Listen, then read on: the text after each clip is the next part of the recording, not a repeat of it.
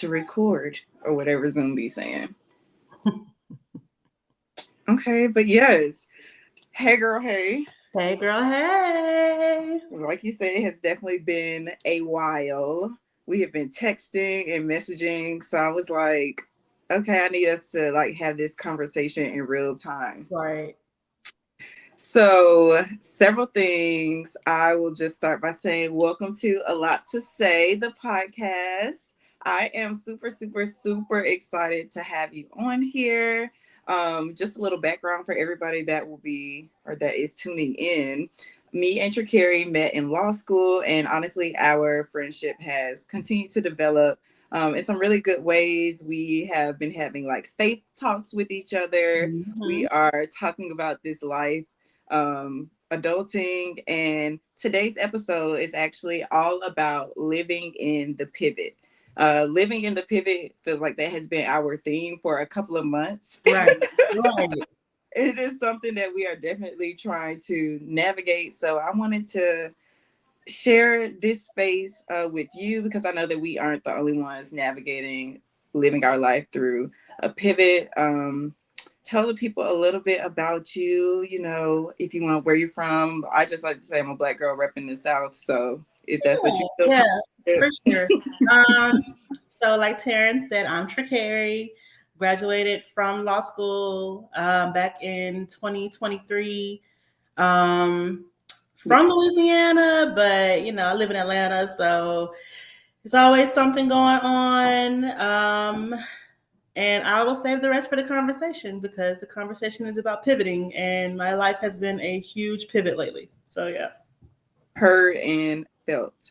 So I have to start everybody off with asking, as a Black woman, when did you know that you had a lot to say?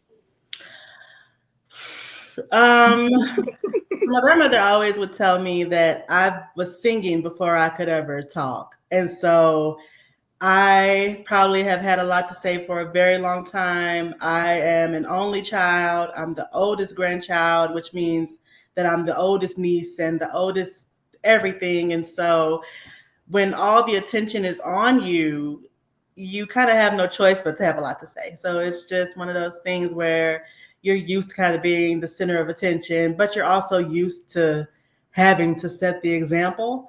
And so sometimes you have to be that voice. And so I think that's when I kind of realized as I was getting older and becoming a teenager, becoming an adult, not really, how do I want to word it?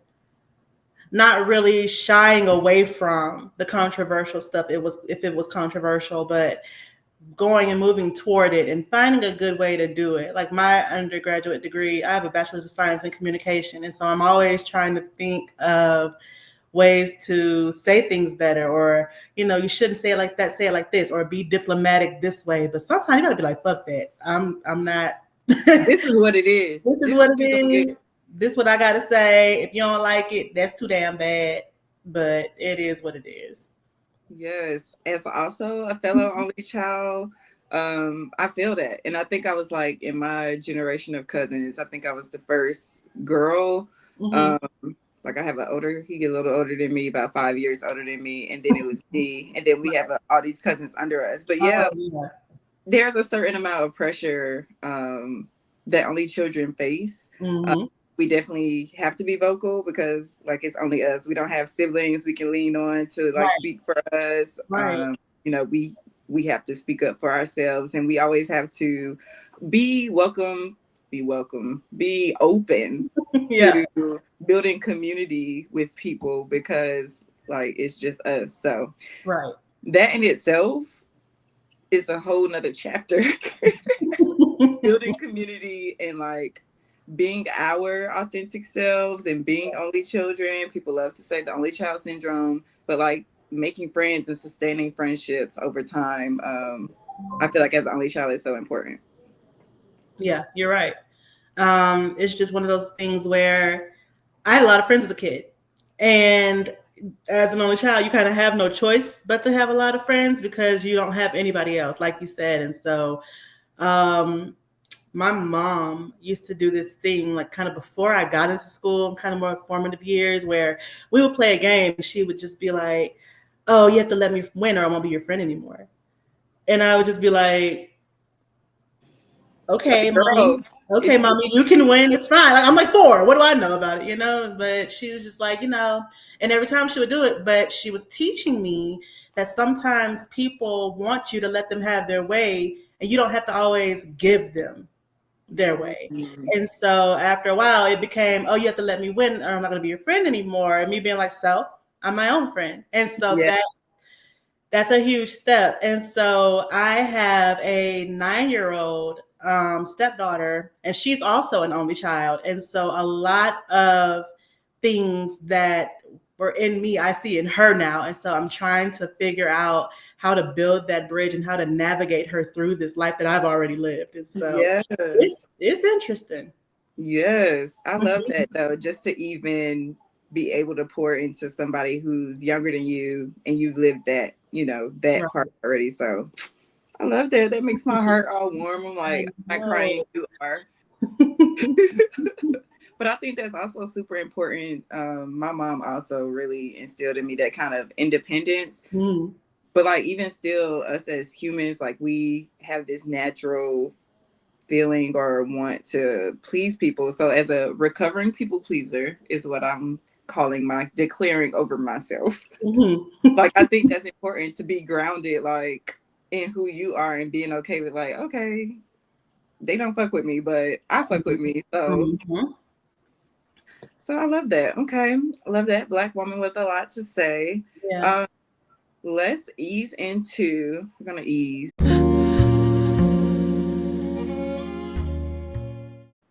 Let's ease into we're gonna ease Okay. into our mindful moments. Tell me just a little bit about how you are caring for yourself amidst all these life transitions and life pivots. I think that the most important thing you can do when it comes to pivoting is acknowledge that you're in a pivot. Like a lot of times, what happens is we have things set so deeply on how we want it to go that when things start changing, I won't say we deny it, but we don't want it that way. So we're just like, no, I gotta fix it, right? Yeah. But it's just one of those things where sometimes you just can't fix it. And there's nothing wrong with not being able to fix it. So for me personally, I always kind of make myself know, this is changing. I have a huge thing with change. It's not really my favorite. I'm a Taurus. I don't know if that means anything about change, but I just I have to sit in the moment and Mm-hmm. just kind of be like, okay, so I have to pivot. What does that mean? And I'm Mm-hmm. a journaler. Like I write stuff down all the time. Same girl. I got two So notebooks right here. Like, I'm really bad about it too because I buy a new one every year, knowing I didn't finish the one last year. So it's it's just like, okay. It's yeah. okay. It's good to like I'm obsessed. I'm always telling people I'm like ongoing writing my memoir in all of my journals, and it's like a collection of them. The drama in me, I'm like, that's the Virgo in me. Hmm. But like, it's important for us to reflect, even if it's just a few, even if you don't finish it, but to have those moments of your life, like documented. Right. That so give yourself grace on not finishing Yeah. them, and go ahead and look for a cute one to buy for 2025. Already bought it. It's in the drawer. It's ready to go. I bought some pens. Your girl is ready to go. Already Yes. ready. I love that. But that's something like that I struggle with too. Like when you're in a pivot, it's like, oh my God, I can't wait until I get through this. Well, out of it. Yeah. I can't wait until this is done. But on good days, I'm like, actually, like this is happening for a reason. Right. Exactly. Um, I need this development so that I can, when I get to the next, I'll be ready and prepared to like live in that. But on a bad day, Nah. hang it up. On a bad day, I don't want to talk to you. I don't want to talk to them. I don't want to talk to her. I don't want to talk to nobody. Don't ask me about nothing. I don't have an answer. And lately, it's to the point, my husband's name is Kareem. And so lately, it's to the point where he'll just be like, yeah, babe, blah, blah, blah. And I'm just like, I wish I had an answer for you, but I just don't know. Like, it's to the point where I'm just like, I'd love to sit here and say, oh, I know what you're talking about. I know this, I know that. I don't know. I don't know. I'm eager And to know. and it's okay not to know. And he gives me a lot of grace with that too. He's just like, you've been through a lot in 1 year. And so it's understandable that you don't know. Literally, I'll share a little bit. Over the past year for me, and me and Trikarri literally have been messaging and talking about this throughout our going through. But over the past year, so we graduated from law school. Um, I think we both moved. I know I moved to another state. Um, I ended a relationship, moved into my own place, got a job in eventual months, left the job, and now I have moved again. Um, Right. so that's all in a year. Like I have whiplash from just trying to ground myself in, okay, that was a lot. Like you said, your husband Kareem is saying that was a lot. Like, girl, you've been through a lot. It's okay that you don't Yeah. to everything. I'm Yeah. like, So give the people a little synopsis about a year recap for you. a year recap for me. I graduated from law school, like Teryn said. We graduated together. Um, I got my apartment in Dallas and was just like, okay, cool. I'm gonna settle my life. I'm gonna go to Dallas. I have family there. I'm from Shreveport. If you don't know where Shreveport is, it's 3 hours from Dallas. And I have family and accessibility, and Dallas is a hub for airports. So my family lives in Atlanta, but I can just hop on a plane and I can go. And I had a whole plan for my life. And then, and I don't tell this story often because my dad was like, don't tell this story to nobody else, but I'm going to tell it today. So This is a safe I space. was literally getting ready to go to Austin for the bar exam. I was in my apartment. I was the only person in my apartment. And I just heard something say, don't go. And I'm like, don't go. Excuse me. And they were just like, don't go. And so I was like, nah, I'm tripping. Maybe I ain't getting enough sleep. Went back to sleep and it said it again. And I'm just like, okay, if I'm hearing it twice, it must be God, right? It must be something else. It's got to be something bigger than me. So I didn't go. And I lost my money for the Texas bar exam because they're not going to refund you. So I lost that. And I had to call my cousin. I was going to stay with her. And I'm like, hey, I'm not coming because this, that. And she was like, well, you got to do what your heart say do. And I'm like, yeah, you're right. So that was July. Mm-hmm. I moved back home. So I forfeited my deposit on my apartment. And then in October, my dad had a stroke. And then I got engaged in October also. And then in April, I got married. In May, I had my birthday. In May, my dad died. And here we are in December. And it feels like time has not stopped. And it's just like, Jesus Christ. Yeah. And what people don't tell you when you're in law school, I don't know how much of your audience is law school, but they don't tell you none of this shit. They don't tell you, hey, you're going to get out of here. And it might be hard for you to pass the bar. Like that girl. Like just even the mental and physical and financial stress that is the whole bar exam process. I don't feel like it is really talked about in depth. Right. And I'm like, the amount of debt, the amount of debt that you incur. Yeah. My cousin was like, it's just a test. And I'm just for like, the test, but you have to pay for all the study materials. Then you have to be able to eat. Then don't try to take care of life that's going on around you. Like, and I worked full time while studying for the bars at like working, you paying for apartments, like all of that. It looks like you need a refill. Like, do we need to take a second for a refill? Actually, no, I'm good. I gotta drive to my house. I'm at my mom's house now playing house sitter. So yeah. Okay. But girl, felt and heard and understood. A lot of people actually want me to like talk about what this process after law school and just law school in general has been about. So I'm sure that I'll be bringing you back on here so we can talk a little bit more about law school. But post law school life is post-law school life is all pivot. Even if you did well in law school, you still got to go get a job and go bill hours and go work and do something you've never done before in your life. And figure out like, okay, actually, do I like this? I don't. And a lot of women, I know we be joking, but a lot of women be like, you know what, I'm going to be a fucking housewife. I'm not finna I don't want that. And I thought I was going to be a house girlfriend for a moment. And it's just like, I never was even built for something like that. I am. I don't care what nobody say. I'm I'm built not for it. built for it. I'm not built for it. Not. I'm not. But I think, like you were saying, what I wrote here was for pivot, like our plans versus God's plans for us. Like, we can say we have all this plan, we can make all the Excel sheets, do all the research, do all the moving, make all the decisions that feel right. And it's still like, if that's not what God wants for us, then like it's not gonna happen. Right. But when we start to see some of the things coming together, finding jobs, getting new homes, getting married, starting new chapters of our lives, like I think that is kind of seeing God's will for us align. Okay, it's about to be a little. That's even a thing for me because it's just kind of like I wasn't trying to get married. I wasn't. Not that I didn't want to. Of course, I wanted marriage down the road, but I graduated the same week as my 35th birthday. And I was like, I'm going to go to Spain. When I come back from Spain, I'm going to study for that bar and I'm going to just live life. In between all that time, I already knew Kareem. And so I re-linked up with Kareem.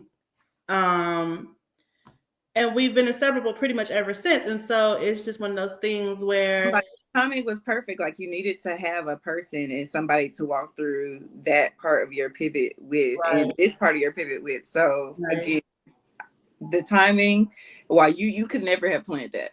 Right. No. And I was never going to plan that. And so I'm glad that he came in my life when he did, because he's been through a lot of the same stuff I've been through. Like my dad had a stroke, his dad had a stroke. And so he knew how to handle what I was about to go through. Mm-hmm. And so it was just really, it was very refreshing. But at times I was just like, but am I sure? But do I know? Because who just jump into a relationship and they got shit to study for?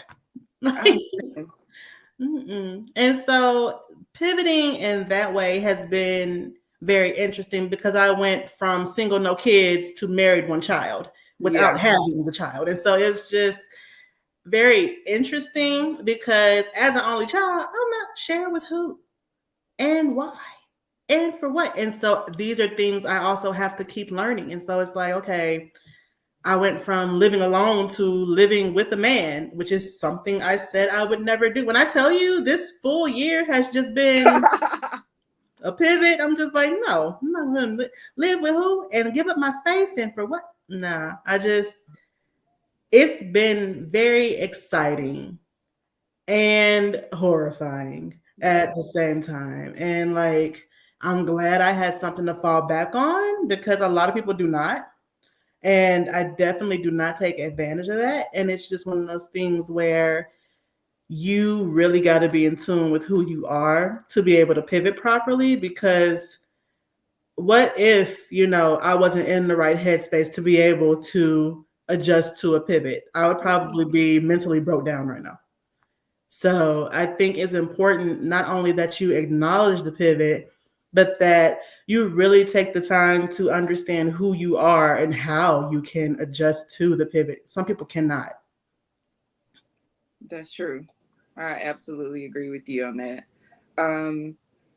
We're kind of on that topic, but while we are on our mindful moments, what are some maybe 2 or 3 lessons that really have stood out to you over this year?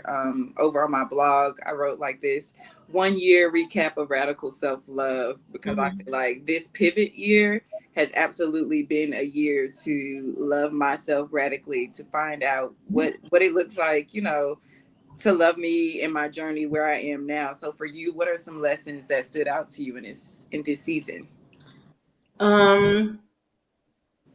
That's a great question. So I think the first one is it's okay to be a little selfish because things already really aren't going the way you thought they were going to go. So it's okay to kind of sit back and be like, no, I need this time for me. And so with Kareem, he was like, okay, because like I went and stayed with my mom, I think, for like a week. And he was like, well, are you going to ever come home? I was like, you ain't got to worry about me not coming home. I'm coming home. But I just need some time alone. Like, it's okay to kind of have that moment of self-awareness where you're just like, yeah, I just need a minute. So that would be one thing. Another probably would be really just being okay with not being okay. Like Yes. what we've been through in a year, some people would not be able to make it through. Mm-hmm. Like there are people that are 1Ls now that are probably just like, I don't want to do this. I thought I did. I don't. And so it's good to have that kind of decision now before you get locked into your 2L year and you can't go nowhere. Like you got to just stick it out, see You it got to through. stick it out. And so we'll talk about law school another day. But the third thing I would say is really just make space for, whatever is coming. Because what they say, the people be like, oh, if you don't have any expectations, you can't be let down. But Yeah. it's like, yeah, that is kind of true. It kind of sucks for you to say that, but also it's true. Like Yeah. I You try do have not to to go. remain open to like Mhm. be available to, I'm like, not to accept, not But to then you just gotta be open minded because it can go any kind of way. And if you're like, I want it to go this way, but it doesn't go this way, you're gonna have a whole meltdown and no one's gonna be able to talk you out of it but you and maybe a therapist if you see a therapist. But other than that, it's just one of those things where you gotta just go with the flow of it all. You ain't gotta go with the flow with everything. Don't change your morals for it, right. but just kind of be like the wind, kind of blow and see which way it's gonna go. Yes. Okay. I feel like let's take a deep breath. Yes. That was a lot. I mean, child, the pivot is hard. The pivot is hard, but it is so necessary. And that's something kind of that I have to recite to myself on a daily basis. Like, this is a lot, but it's so necessary for us to go through it. Um, and for us to like share our experiences with each other, because like when we are chatting about it, it's like, Yeah. okay, I at least feel so good to know I'm not crazy as hell, Yeah. number one, and that I'm not alone. Like, okay, everybody's struggling, everybody doesn't have it figured out. Like, we're all trying to And do it's this thing called life together. it's crazy for a lot of people because you got to remember we came into a pivot off a pivot. Like we Girl, came into law school fresh off of COVID with a COVID that wasn't even during during during during COVID. And we so was it's in law school during COVID, so it's like, during COVID, adjusting to new normal. People have been out of work for months. Like for me, for example, I accepted a new job in March. I literally put my 2 weeks in, and the week in between the 2 weeks is when the world shut down, and I could never accept my new job. I could never go. I haven't seen that job ever, and so yeah, it's a real thing. Like it's just extending grace during the pivot is the best thing you could do because, like I said, life gets tough, it's especially hard. It's when hard for you everybody. Like when extending you grace have not only to ourselves, but extending mhm. grace to other people too, because they also are walking this thing out. They also are facing, hard times. So I'm with you on that. Right, because when you have a plan and nothing goes to plan and the world is shut down and you're just sitting there like, okay, well, what now? Literally. Either what now or what's next? Because, I say this all the time. A lot of people don't understand who they are without drama and chaos. And so you're forced to sit there and look at yourself and be like, okay, now what? Yes. I like for me too, starting law school, I was here at my parents' house, Mm, in Atlanta. And so I remember I would be doing like my classes downstairs and had set up these whole areas for me to be at Law School University, also known as Zoom University. But to be here now again, what is this? 4 year, 3 year, well, 4 years since 4 years 2021, technically, yeah. going down to 5, like it feels very full circle. But like I Mhm. also am able to sit down and kind of get back in my creative bag. Like I'm also in a place where physically and physically I'm in a good space. Yeah. Mentally, I'm able to kind of regroup and gather myself and be around our families that are loving on us. And as only children, I don't know if it's for all only children, but words of affirmation, I need that. Like, I need that love and support and like comfort that our family can give us. And so, yes, that's a game changer. And we definitely have lived through pivot after pivot after pivot when I hadn't thought about that. Like, several pivots back to back, not really having a second to be like, okay, like, whoa, that was a lot. Yeah. I'm glad you put that in. Thank you for that perspective. I'm over here like, ooh, I got a journal about that. Right. Write it down as soon as I get home. Teryn said a great thing today. I'm like, girl, I'm over here like, okay, first of all, pivot after pivot, no breaks. Okay, yes. So but I will say, for me, like words of affirmation as an only child is a really good thing. I'm a quality time girl. And so for me, it was really important to come back home. Even though I thought, oh, you know what, I'm going to do it in Dallas. I love Dallas, blah, blah, blah. Dallas. But it's me coming home was probably one of the best things I could have done because my support system really is here. And being able to be with that support system and not have to call them because I'm homesick or not have to do this, do that, and try to hop on a plane, just be 20, 30 minutes up the road. It's a huge difference. And I didn't initially think it was going to be that big of a deal. But now that I'm in it, it's like, okay, yeah, I need that. Yeah. Yes. So I'm going to transition us over into politically speaking when we're talking about community, when we're talking about being selfish for ourselves so that we can show up in the world. Tell me a little bit. I got to start it off. I'm like, actually, rewind. As Black women from the South who are law school grads, what politically in the world is standing out to you right now? It is too much going on politically in this world right now. I really think I don't want nobody to catch COVID or nothing like that. And I don't want nobody sick, but I really think we need another reset for real. It feels, I ain't gonna hold you, something in my spirit. It feels like something is on the brink, like we're on the brink of something just as drastic as the 2020 shutdown was. Like, I don't know what that is, but it feels like something's there. I'm not gonna read into that with you.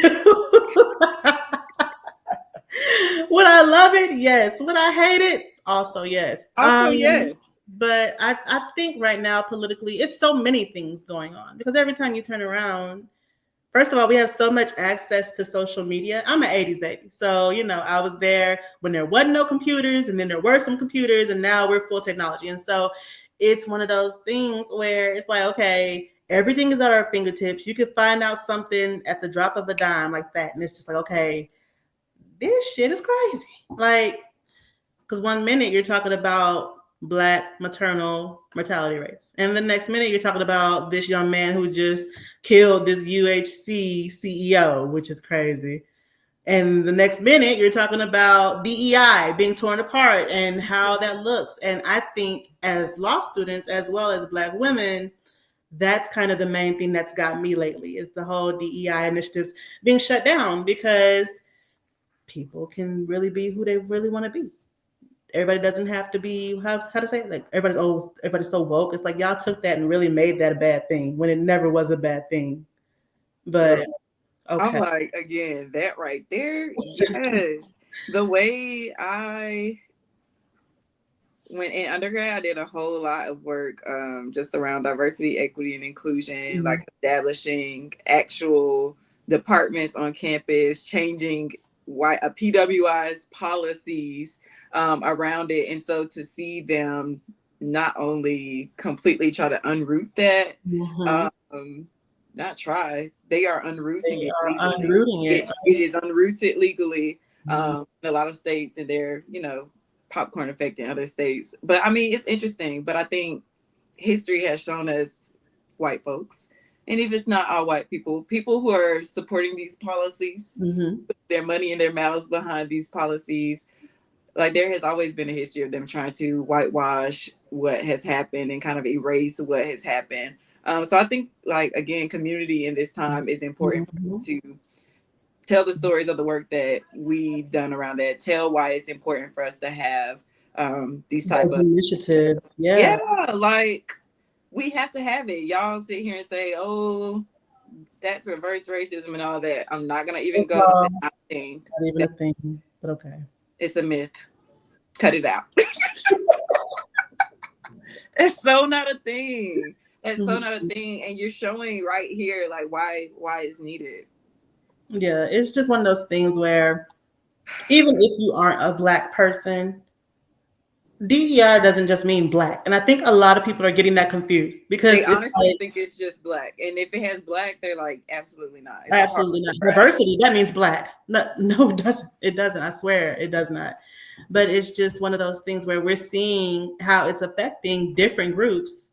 And but what it's just they're just like, oh, I never thought the leopards were gonna eat my face. And it's just like, yeah, they Like are. you here too, you are at risk too. And a You're lot of here people too. are not only voting against their own interests, not to call y'all out. I gotta call y'all out. Not y'all voting against your own interests, but You it's just already like knew that. You already knew that was gonna happen. It's I will say they are consistent. If they are nothing else, they are consistent. I hope your wine is good. not why. Oh well.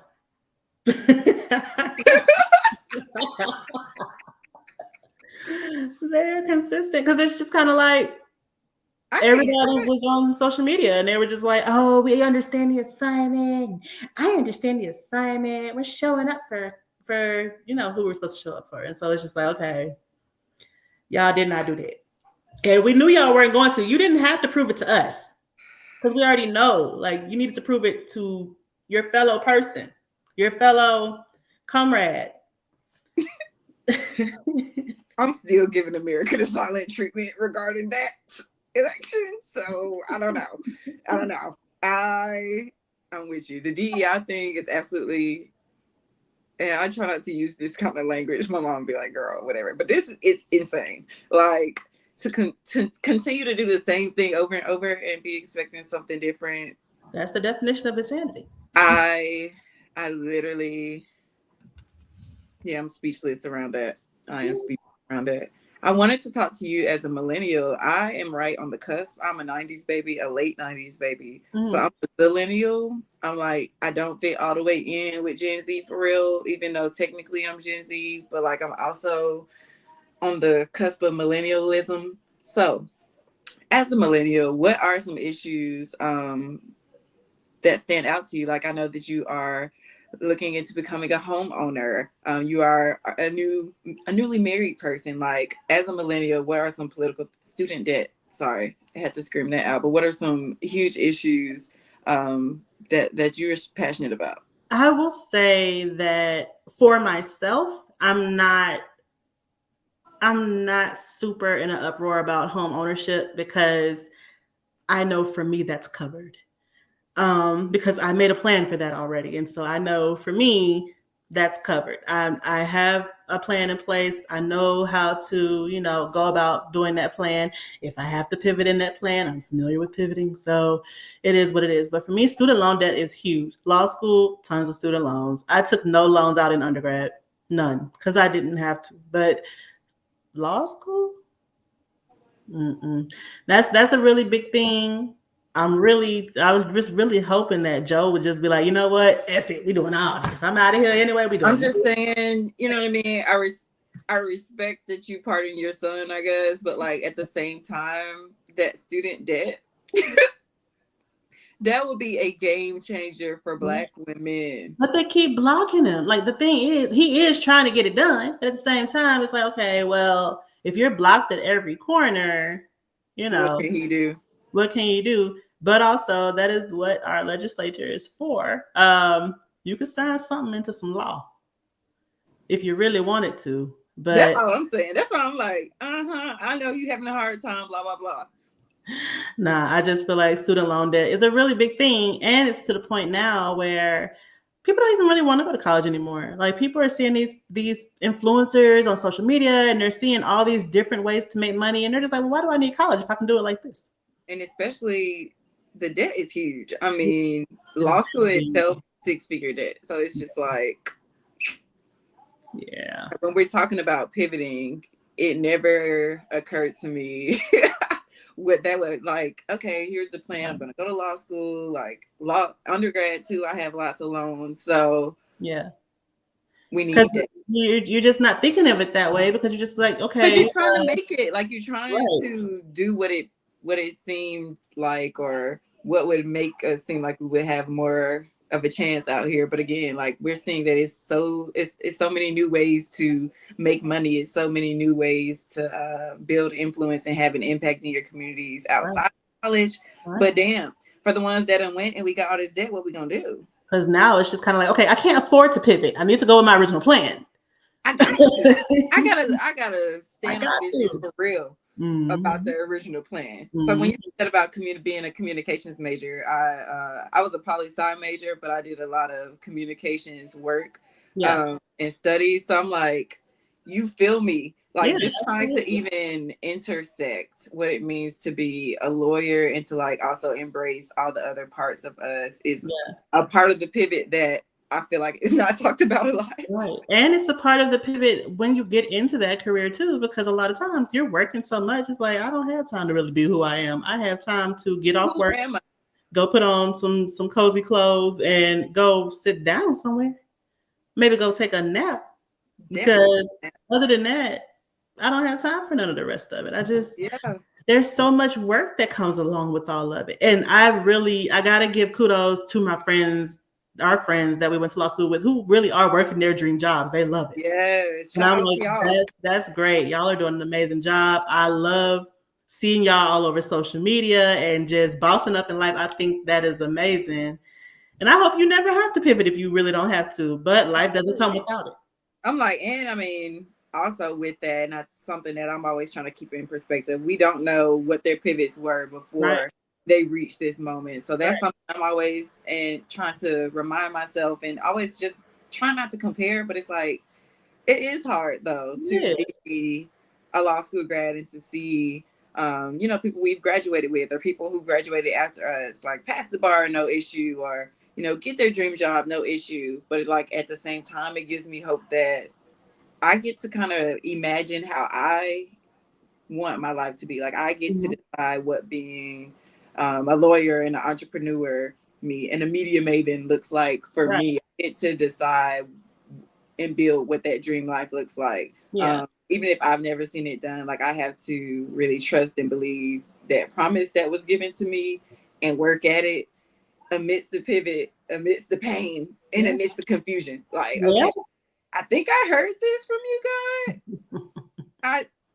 I feel just to be sure. Just to be sure. Let me know one more time now. Was this what you said, or do I need to move forward? One thing I will say about pivoting, since that's what we're on, obviously, like you said, our pivot is not the same as anybody else's pivot. And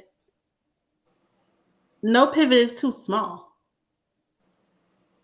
It's not, because what you think is maybe one little tweak, one little edit. Could be something that starts something bigger, that starts something bigger, that starts something bigger. And it's not just your career life. It's not just your corporate life. It's your friendships too. It's your family too. It's your family, everything. Figuring out what you like to do for fun. Like, again, figuring out who you are. All of that is meshed in there. Right. Like a lot of my friends, once I moved back, they moved. They have families now. Like they've gotten married now. Things that we used to do when we were in college or when we were out and about, when we were meeting each other in the city, we can't do that as much no more because they don't live here anymore. And so for me, it was also starting all over again. Like, okay, I'm back here. I'm living in a different side of town. I used to live on the north. Now I live on the east side. And so it's okay, I got to get used to this. It's not that I've never been over here. It's just, it's been a long time since I've lived over here.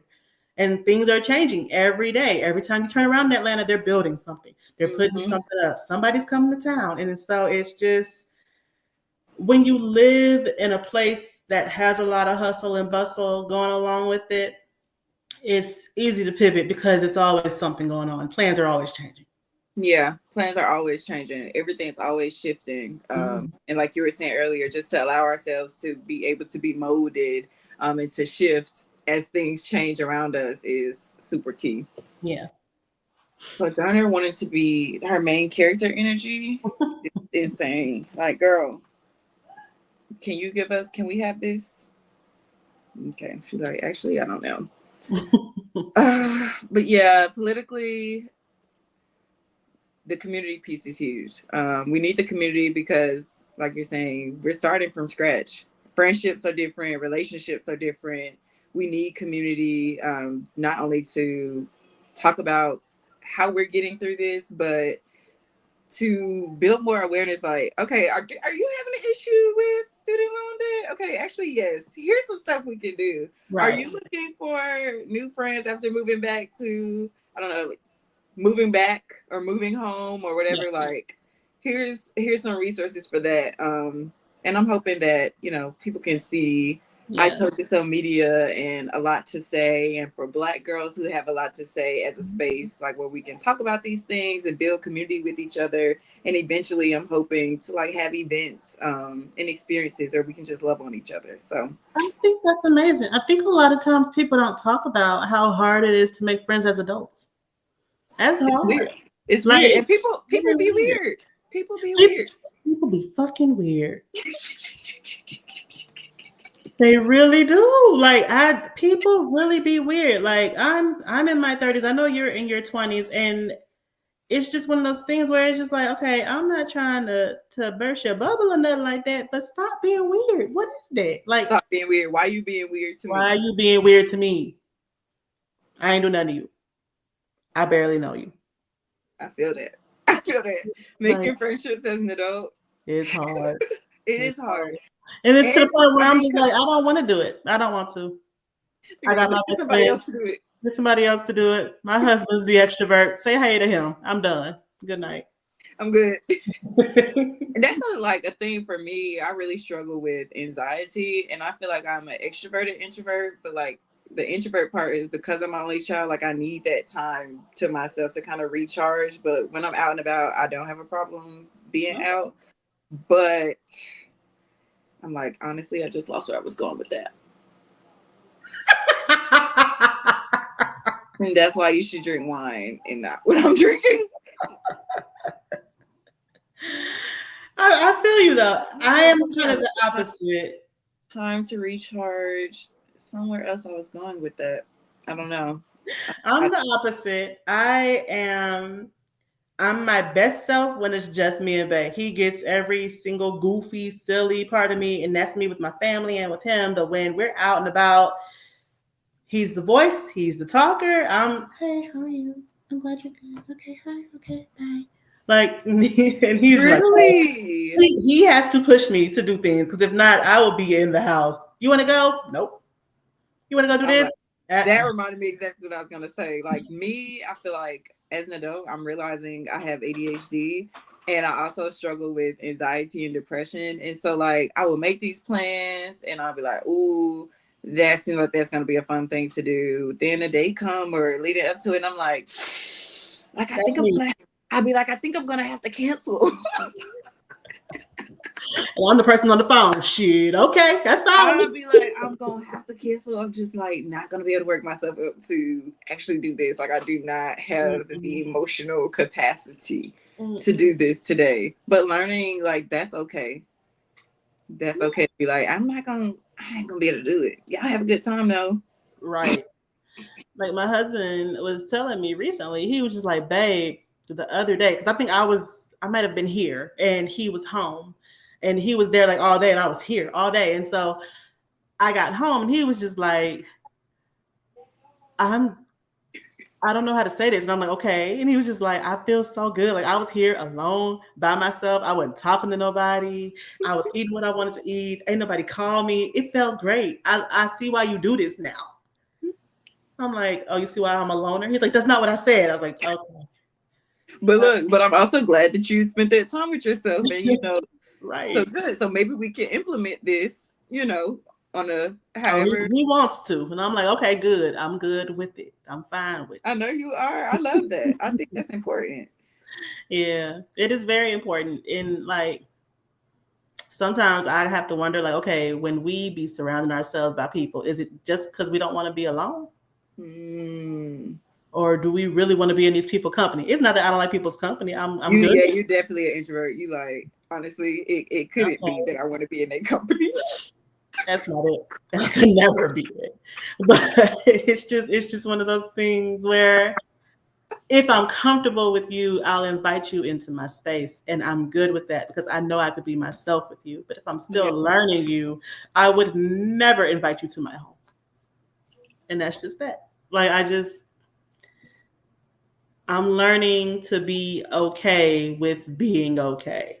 Mm-hmm. Because it's easy to get pressured into being like, well, why don't you come out? And, oh, you're always inside. Oh, you're being lame. It's just like, hey, I'll be lame, baby.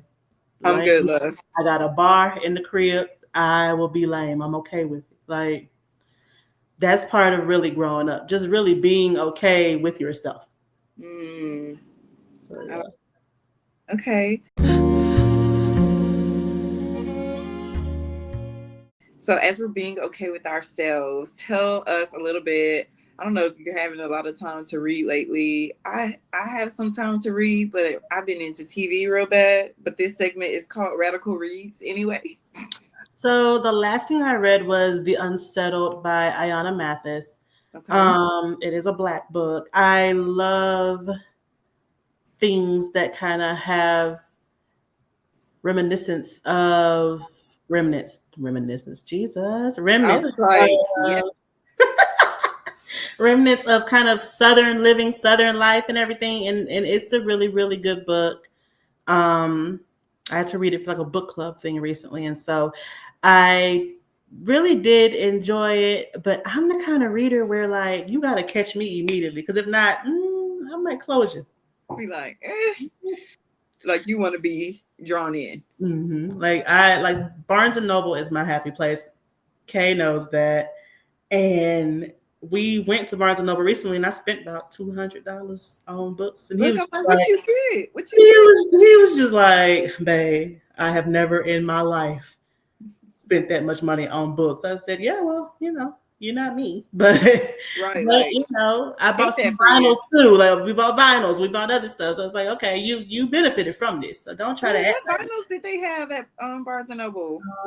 I got Miseducation of Lauryn Hill That and I Ready have to that Die. one too. It is my absolute It's favorite. so Sorry. And the second good. one you got was what? Ready to Die, Notorious Oh, B.I.G. that's a good one. I always am telling people, I'm like, the Miseducation of Lauryn Hill to me is like a gospel album, like It teaches you a lot. If you listen to it, you from can catch a top to lot of gems bottom. from top to bottom.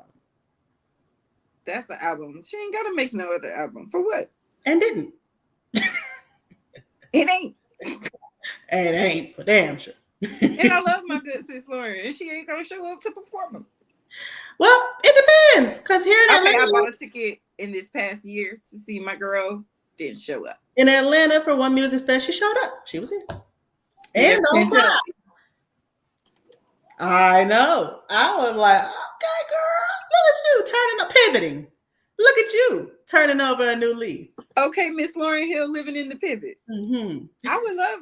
I got to see you at Essence Fest, and it was that about 2 years ago. So that was good. I would love to be able to see you more. I would love to have a sit down with you. The people want to hear from you, Miss Lauren Hill. I'm gonna call you by your whole name. Okay, well that gives me hope that she showed up and on time. Was her son there? I don't remember. Okay, so maybe not. I was wondering was she like performing with him? Yeah, no, I think it was just her. Okay. Yeah. Look, I'm like, okay, but what was on that? What was in your cart that you got from Barnes and Noble? The journal, of course. The pen. Journal. I bought. Ooh, what book did I buy? I bought both of the vinyls. I bought a Kennedy Ryan book. I think I bought two Kennedy Ryan books. A few magazines. I love magazines. Magazines.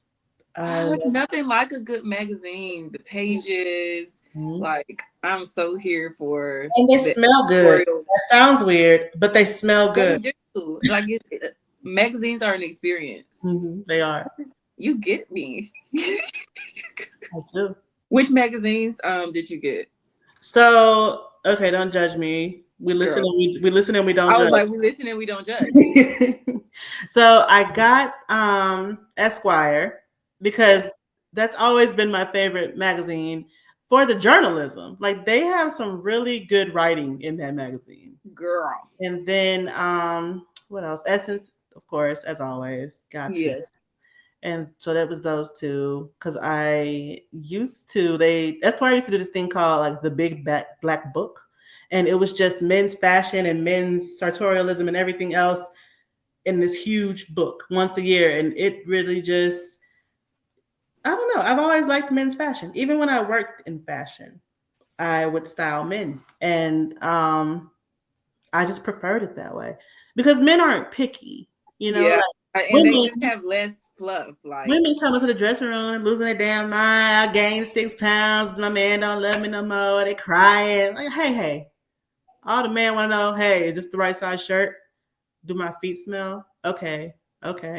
Bye. Okay. And they buy pretty much everything you bring them. And I don't have to worry about returning it because it's the right size. Because men don't do all that. Women, we do a lot. we do a lot. Me personally, I do a Me lot. So personally, too. That's why it's always good to deal with guys because it's like, look, I know it will be a lot with me. Like, nah, and I'm really bad about it too because like I've gone to malls and I got there and I'm just like, nah, and I just turn around and go home, like, because it's just and not fun. malls, I'm like, in malls these days just don't even hit like they used to. They Like you don't. still have to go online and get the stuff, and it's like then you had to see about the sizing and then return it.